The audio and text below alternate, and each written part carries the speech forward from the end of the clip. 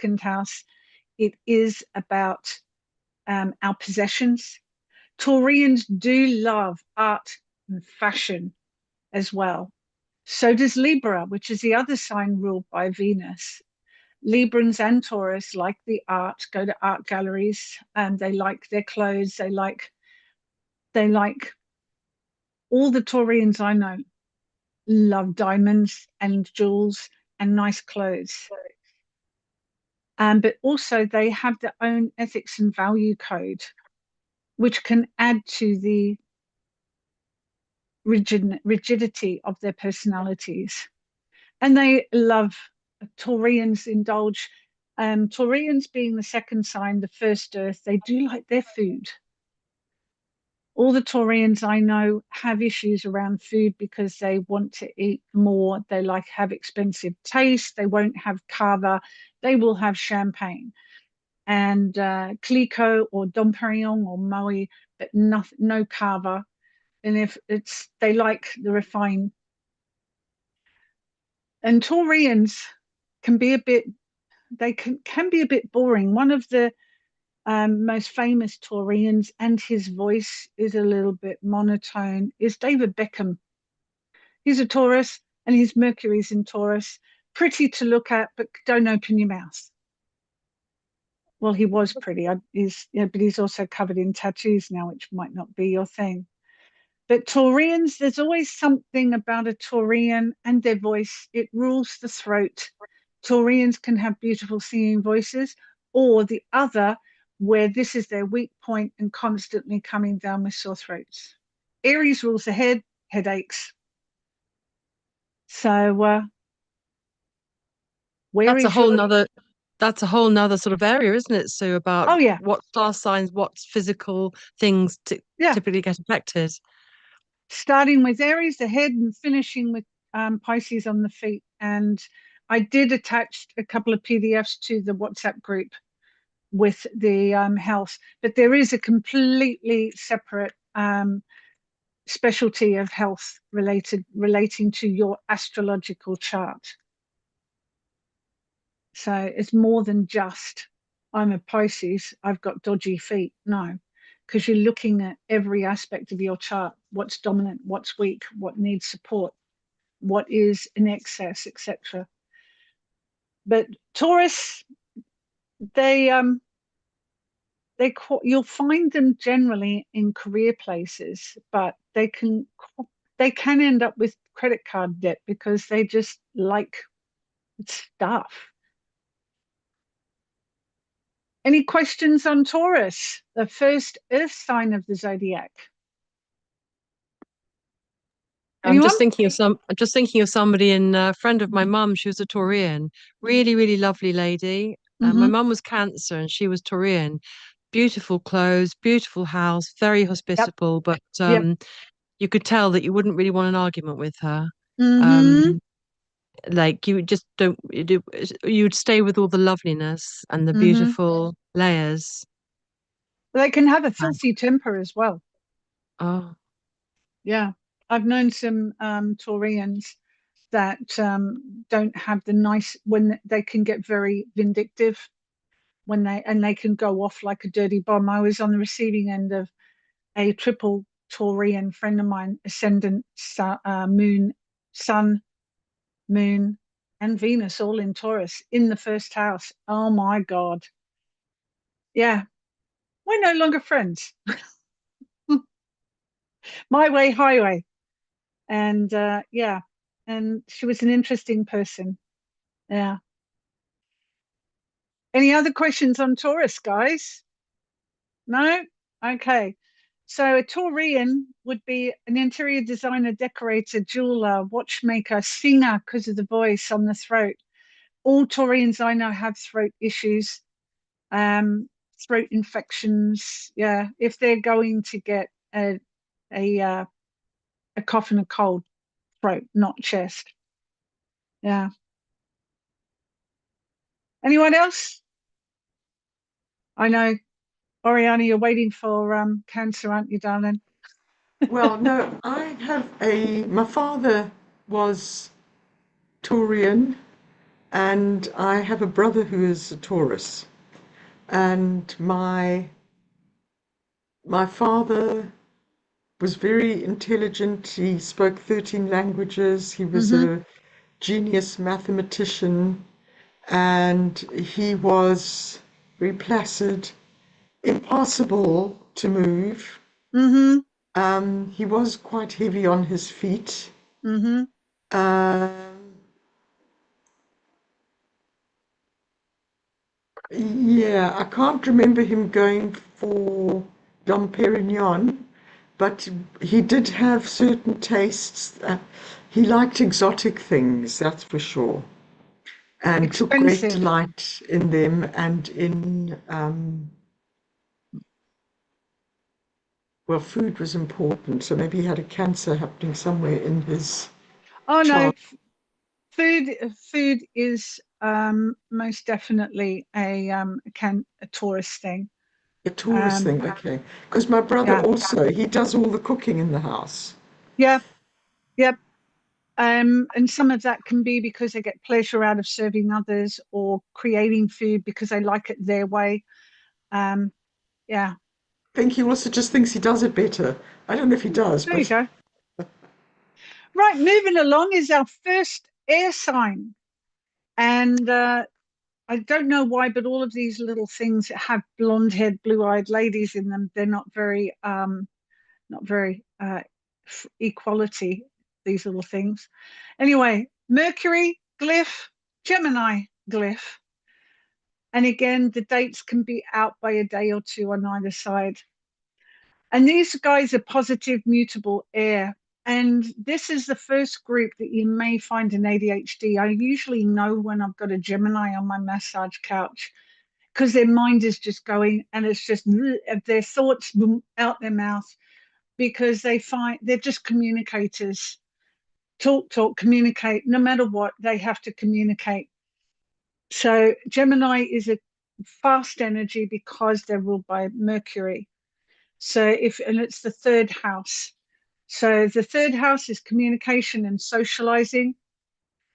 Geminis can talk the hind leg off a donkey with anybody, but they can get bored if the communication strays into areas that they either have no interest, like soaps or superficial stuff, but they can also be gossips. But the third house also rules your siblings, and this is your lower learning, not your higher education. So this is your everyday learning.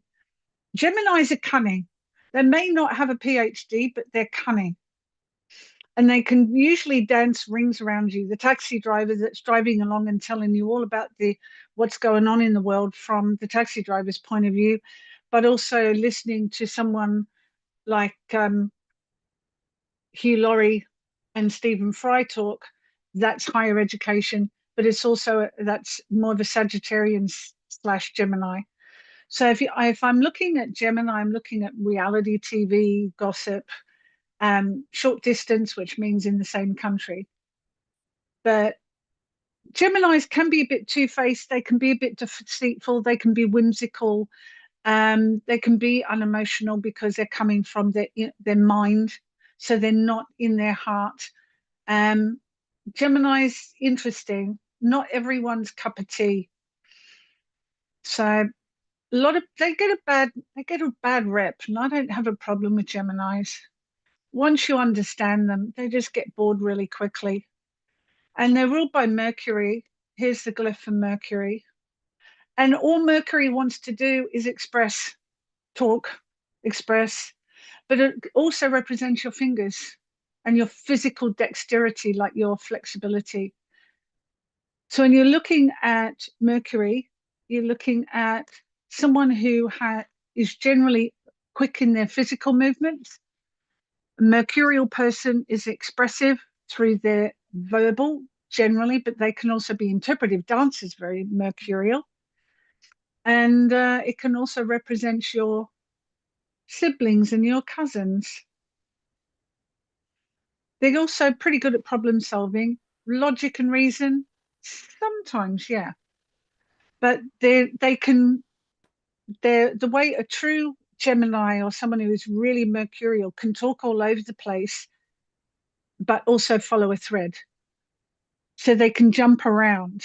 I'm mercurial, but so like I know Althea prefers a more linear way of exchange of information so that she can then put join dots where I can mind map and go all over the place. So Mercury will be the expression of how you absorb information as well. When I understand how someone absorbs information, I can then tailor how I'm going to impart that information because I'm quite mercurial. I've got a strong Gemini in my chart. Any questions on Gemini, our first mutable, our first air, and our first mutable? What do you mean by siblings and cousins? As Your brothers and sisters, yes, but how does that link to Gemini? because that's what represents the third house. When you look at the third house also rules these. So if you have a sibling, Okay, they'll be placed in your third. I've got Neptune in my third house. I right, do not have a relationship with my brother. right. So that's how you read that. And Okay, I didn't make these rules. okay. I believe you. Thank you. Any other questions on Gemini before we crack on to the next one? This is a sort of like a Speedy Gonzales through all 12 signs. Might be a stupid question, but when you say Never, mute, there is no stupid question. I don't know. It's so when it's mutable air, what does that mean? Mutable. So certain signs are mutable because they're moving, No, adaptable. Like mutable adaptable. Taurus is stubborn, that's fixed. Gemini is mutable, so it moves. So Pisces is mutable. yeah, we're mutable water. So when a mutable comes across a fixed, we can sometimes find that difficult because we're fluid and we also mutables understand that everything always changes. So everything's always where a Taurus is like, no, I'm staying here and this is staying the same. So when you've got a mutable sign, they're more open to shifts and changes in their life. A fixed sign find it really difficult to adapt to life's changes. And the cardinals are usually the ones making the changes. Interesting. So the cardinals like Aries. The cardinals. Aries, Libra, Capricorn, Cancer, they're the four different. So you've got air, earth, fire, and water. They're the qualities. And this is the mutable, cardinal, and fixed. So you've got four signs.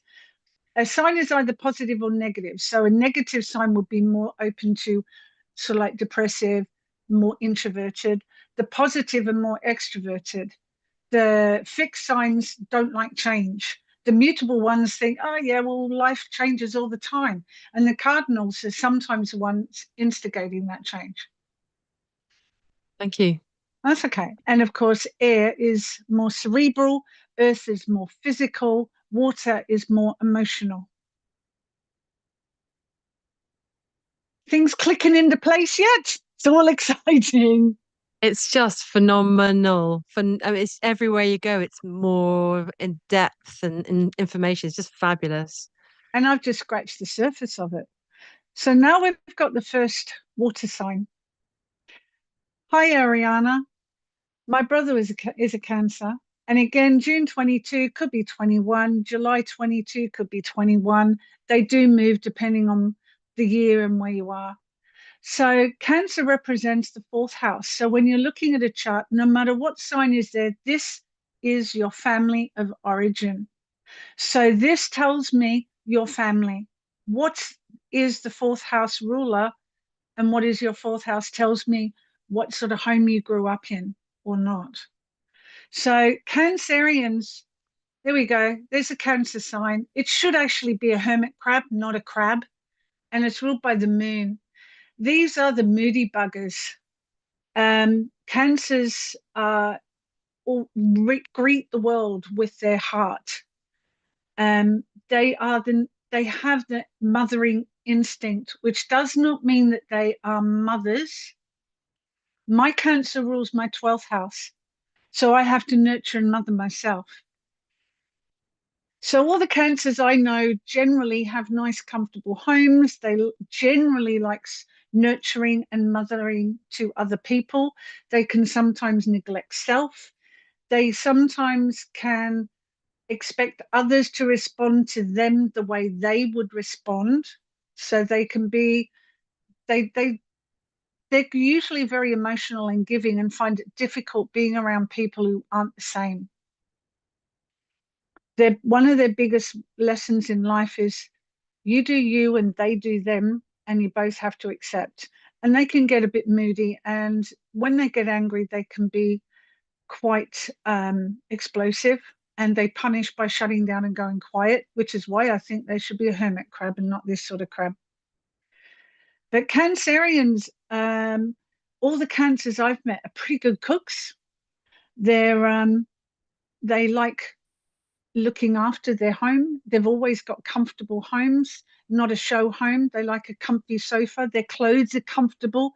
Cancerians like comfort because they're ruled by the moon.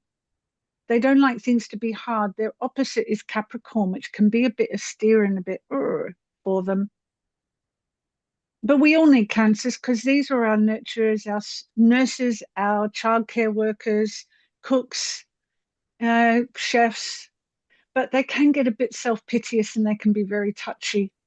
Because they're negative, when things get rough, they can go in and shut down. And you've got to knock on their door and go, you okay? And you've got to wait for them to come out. And they can become defensive when things don't go their way. But if the moon ruled me, I'd be that way too.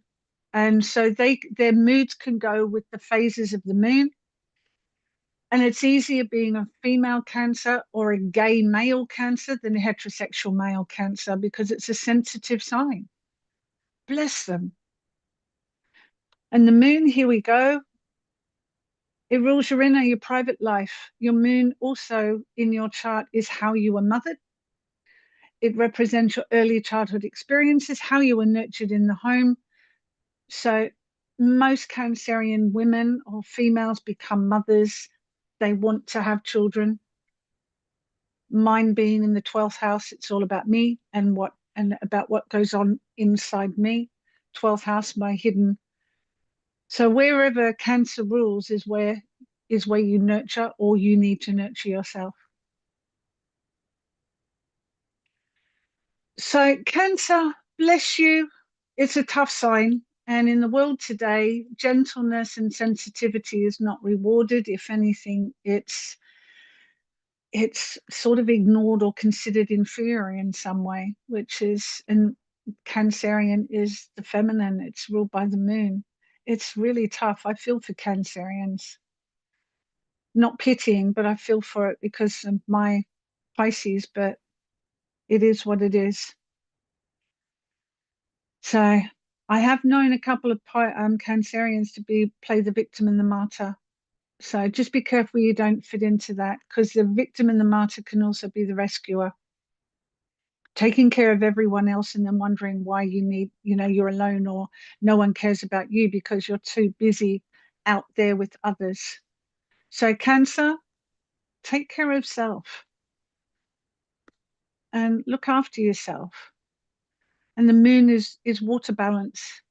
Take care, drink enough water, eat well. Would you say that cancers are prone to breast problems, breast cancer, because it's nurturing, it's the female part of us? What do you think? Possible. But everybody has cancer in their chart somewhere. So, your moon is your emotional field. The main thing and this is my view, my personal view, breasts are all about nurturing others. Nurture yourself. You breastfeed children.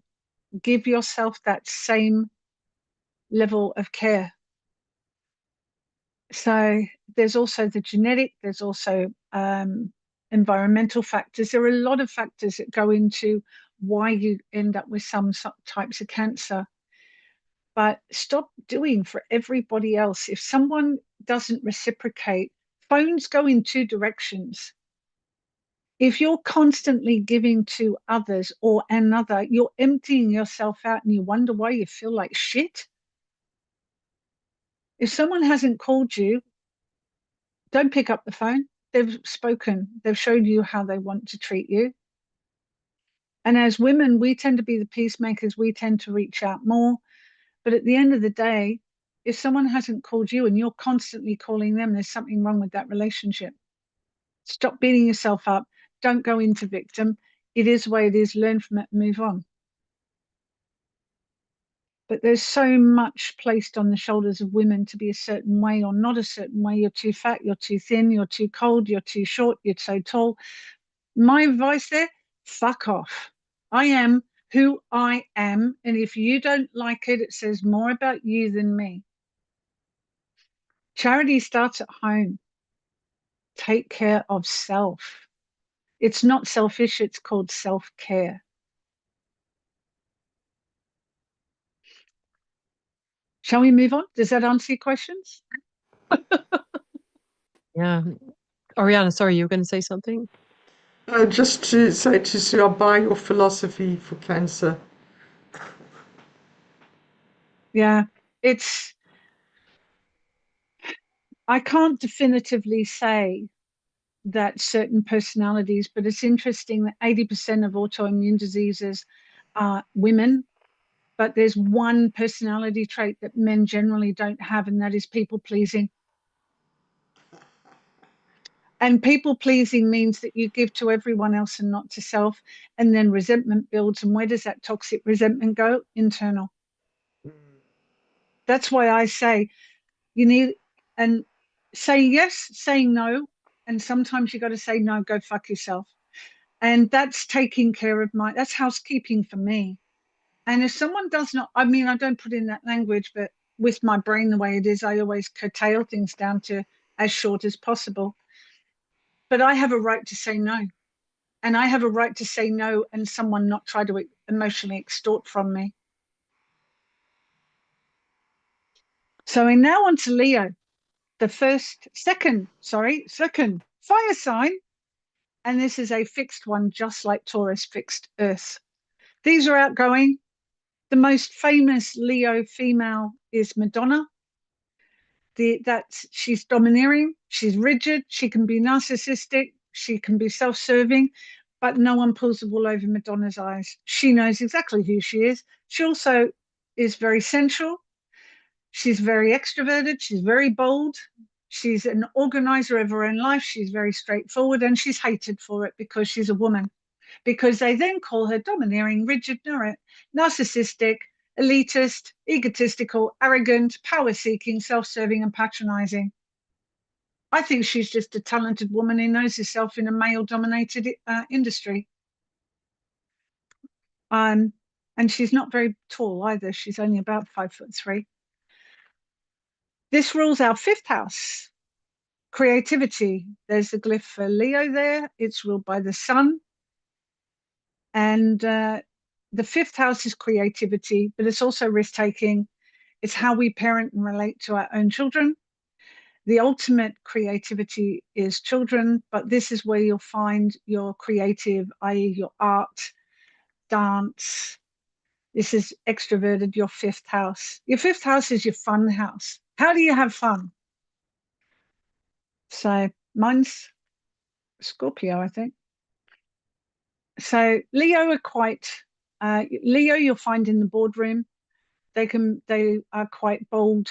They're extroverted. I have a Leo ascendant, like you can't tell. Leos generally have something with their hair. They stand out and they stand up, but they protect who they consider theirs within their family unit. They're very loyal and they're very protective of their kin. Leo bosses can be quite difficult to work with, but Leos, I like them. And it's ruled by the sun, the only sign to be ruled by the sun. Here we go. There we go. Ego, personal power, sense of self. So my sun is in Pisces, so my ego, personal power, and center self is Pisces. It's also our public face. So when you're looking at the sun, it takes a year to go around, and it's a very powerful thing, but it's not everything. So when you're looking at a chart, most people just look at sun signs, but there's more to a chart than sun, as you all know now. Any questions about Leo? Leos are actually quite simple, but they're very determined. Of course, where you're looking at Leo in your chart and see which Hmm. house it is and what it's Hmm. linked up to and everything. So Hmm. that Leo energy will be highlighting that particular house. Correct. I'm Yep. getting it finally, I think. Yeah. I don't say it. No, it once Ah! it clicks, it clicks. Because we both have a Leo ascendant. So our first house is ruled by Leo. And Leo physically are quite muscular, quite lean, not so much in menopause, but when you're growing up, a Leo physicality generally isn't um, akin to fluid retention, unlike someone who's got a dominant Cancer or Pisces.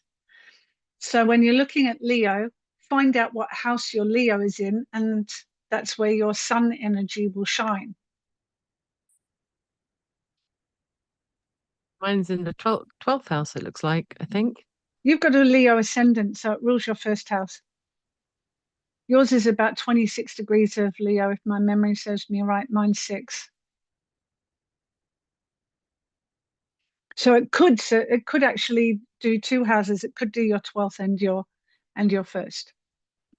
I'm not quite sure. It's I've got 29 point, I can't see, but 29 degrees. Leo looks like it's in the 12th house, but then it's right on the cusp, ascendant. Okay. Virgo in the first house. You haven't Just have you got no, you haven't got a Virgo ascendant. no. You've got a Leo ascendant. Yeah. Yes. Yes. And now we're on to Virgo. My nemesis. 6 planets in Pisces. I bang heads with a Virgo. They do my head in because this is opposition. Virgo is another sign ruled by Mercury, but a completely different energy to Gemini's. There's the Virgo glyph. So when you're looking, we're only halfway through, we're almost an hour in. Virgo is your 6th house. So we've done all 6 houses on the bottom of the chart. So Virgos, they're pragmatic. They can be pedantic and detail orientated. So they make really good cleaners and accountants, but they can be sanctimonious, pedantic shits where they just like things their way. They can be a little bit emotionally cold and they can be nitpicking, but they can be nurturing and compassionate and caring, and they make good nurses. My mum was a nurse. So they're about service and duty. So they can be the martyrs in the family as well, where they do for the family. But we all need a Virgo cleaner. They will do a really good job. And we all need a Virgo accountant because they're detail orientated. These are the guys that invented the bloody spreadsheet, the bane of my life. But we need a Virgo. Virgo is your work and your health. It's your 6th house. So what's in your 6th house? Mine's Capricorn, which is bones and skin and teeth. But yeah, Virgos are those people that say, oh, that's really good, but you can do better next time. They need to understand that it's all not all about perfection. Sometimes good enough is enough. So anyone who knows a Virgo will know that they're really hard on themselves, bless them, for every external nitpick or perfectionist little criticism. There's 100 of them going on inside their own heads. They are mutable Earth, but is there such thing as mutable Earth? I wonder. They can be very rigid. But my stepdaughter and my mother are both were and are both Virgos. It was difficult. Again, ruled by Mercury. They are very good at problem solving. They are very good at logic and reasons. Again, it's siblings and cousins because it's Mercury. Physical dexterity, they are curious and they do have mental agility, but not in the same way as a Gemini. These guys are a little bit more fixed in the right and proper way to do things. If you wash up with the water running and they like a washing up bowl, they insist that you do it their way. That's the right way to do it. So these guys like abiding by laws because they see that laws are meant to be a certain way. So Virgos, how you doing with that, guys? Any questions on Virgos? Again, we got a blonde lady. Just wondering, Sue, we're an hour in, and I what do know. you want to do? Do you want to break it into another session next week or something, or are you happy to carry on? It might be another hour. I mean, what do you want to do? I'm fine. What do you guys want to do? I'm I'm fine personally. What anybody else want to comment? Do I'm another not round? sure I can do another hour. I've been up since 3. Why don't we just call time? Because I've gone through the bottom half, the first six, and Hmm. It's so interesting and thank you so much. It's really helpful to have this structure. And as Althea says, maybe something's sticking. same time next week I can do. Yep. Yeah, So that would be fab.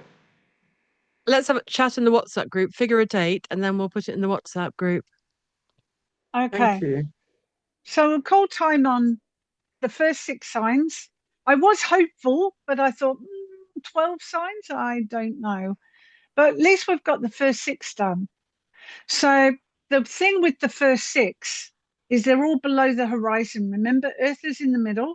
Hmm. If we see Earth is in the middle there, and we've got the line that goes across here. So up there is you in the outside world, and below here is you, all to do with you personally.